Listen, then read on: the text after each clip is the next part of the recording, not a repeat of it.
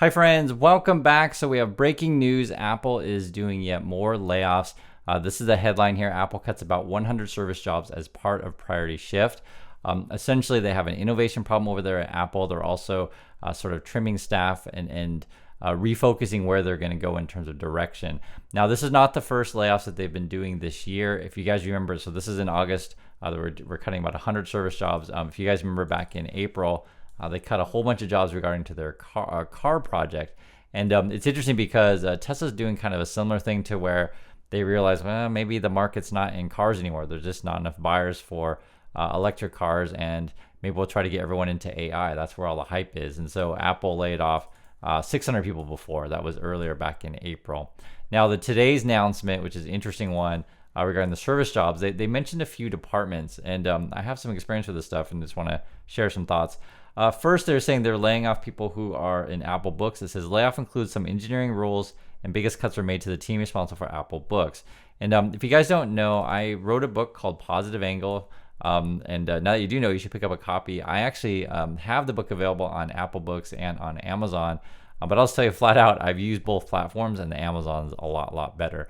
I don't think Apple invests a lot of money into their Apple Books program, and this is just coming from the author perspective. I don't know what the buying perspective or perspective is on that, because I'll just usually just buy books through Amazon. I don't even know if I've ever bought a book through Apple. I'm not sure. But what I'm saying though is that I know firsthand that service isn't that great. Their Apple News, I have it also. It's okay. Not the greatest. It could be better. But evidently, they're laying off people, so I guess they don't feel like it's worth it to put enough resources in it. It didn't say what the other areas of their services are. Now, it's interesting because if you ever look at Apple's earnings and stuff like that, their service section is growing, but I think they're making more money on like their Apple TV thing or their App Store, that kind of stuff. The other thing too I want to mention, guys, and if you follow the channel, we talk about Apple stock all the time. Warren Buffett sold half his stake. So this was early part of August, so August 3rd. And so it's like, did Buffett know all this stuff was happening, right? Because there's more, right? So you have the car project was canceled. So that was try to be innovative at Apple, but didn't work. And they spent like billions of dollars on that thing, like really a lot. And now we're laying off, which is not that normal for Apple. They usually don't do overhiring like this. And you have this. This happened earlier this week. I mentioned it before on the channel. As you can see here, Apple's App Store had to leave an organization amid global scrutiny. Basic gist of it is Apple's App Store a monopoly or not? They're under the government sensitive regulations in Europe, and also too in the USA. There's an antitrust suit. Is it Apple monopoly or not? The other thing too, and the guys, it all adds up. The other thing too, this was just announced just yesterday. Apple's CFO, right? So Chief Financial Officer is stepping down, right? You guys can see this. There's a lot of reorganization going on. When news breaks out, right, we get sort of the end result. We can see that there's layoffs, or in this case, I guess the CFO is going to stay with Apple, but they're just changing to a different role. Maybe he, the way his contract is structured, it's better for him to stay on, but just is taking less responsibility, or who knows. The other question is, how long is Tim Cook going to stay around? I started to see some rumors about that. Because if you look at what they're doing, so Apple Car was canceled.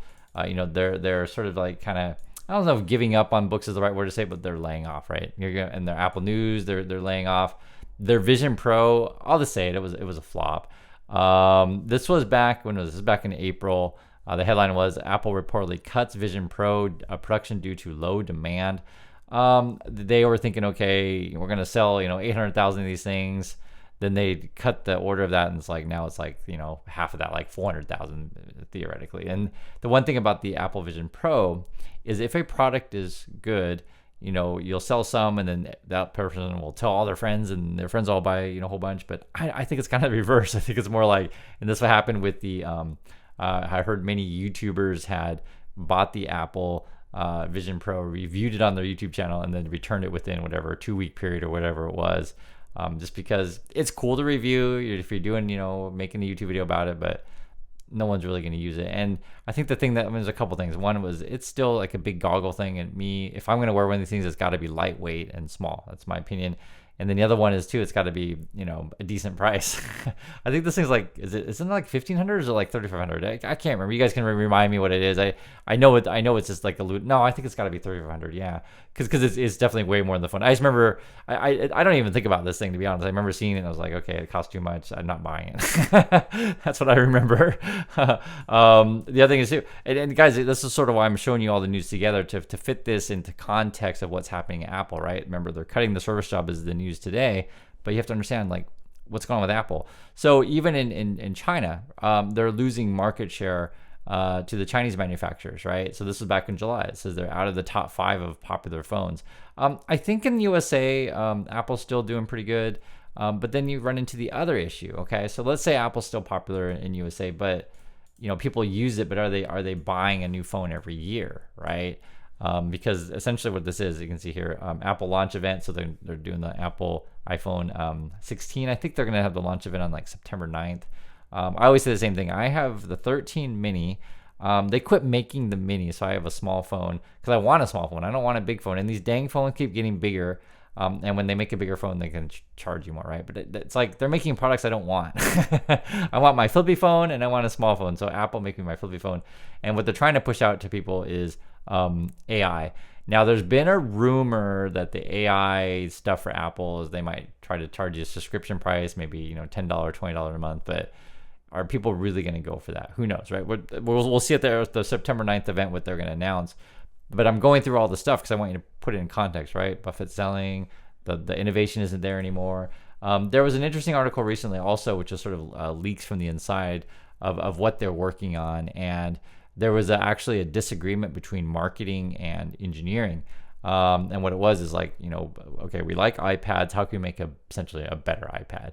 And engineering said we probably can't get it to work, and marketing's like we probably can't sell it. But they went ahead and went forward with it anyway because Tim Cook, I guess, and there was another person that was really pushing for it. So what is this thing we're talking about?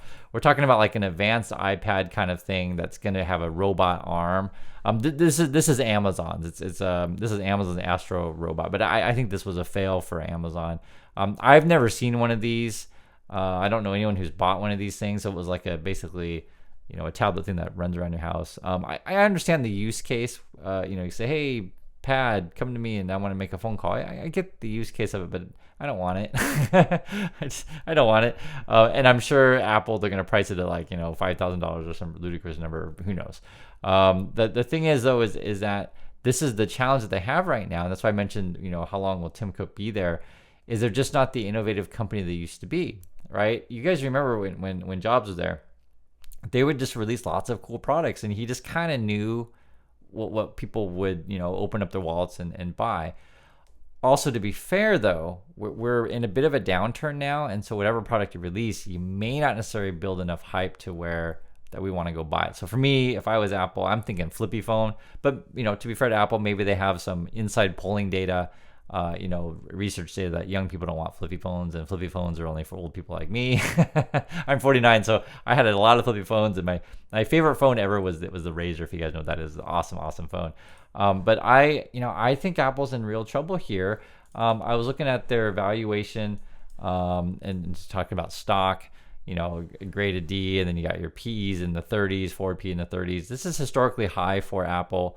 And when you want to understand this kind of thing, you're thinking, okay, if I have a P of 30, that means I'm thinking I'm going to have a growth of my earnings of like 30. So, your peg's at 3, which isn't great.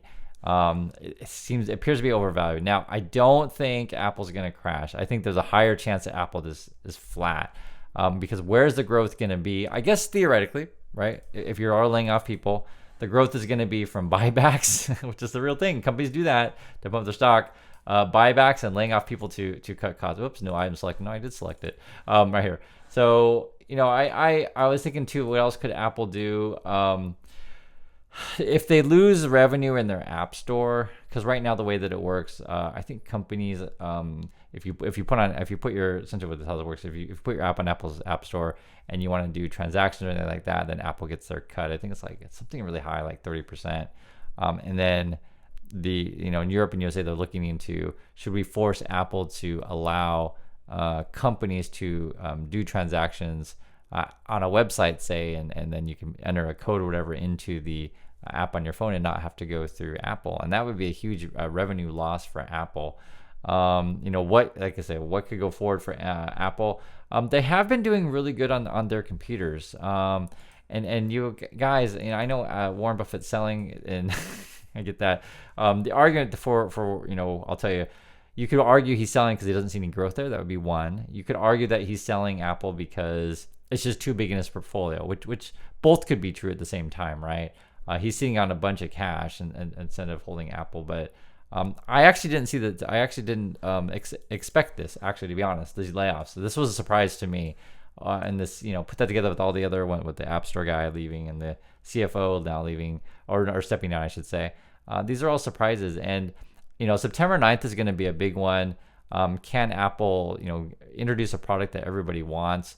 And then like, what new thing can you create for us that's going to keep us inspired? For me, I'll sit out this cycle. As I mentioned, my 13. Like, it's just, you have to convince me that I need to buy another $1,000 phone, and maybe I only need to upgrade like every 4 years or whatever. I will say though, their Apple Plus TV shows, those are pretty good, guys. Seriously, they have a lot of good shows over there. So that is a bright spot for them. But producing content like that isn't cheap. So their main business, their main focus is they are an iPhone selling company, and then they make money off of apps and stuff like that. And so that's why this is big, that they are not doing so great in China. So I want to hear your thoughts on this. What do you think about the layoffs? What do you think about Apple's innovation going forward? What do you think they should work on? I actually have Apple computers. They work fantastic, but that's just not their big sales. Their big sales is in phones. So anyway, I'd love to hear your thoughts, and I'll catch you in the next video.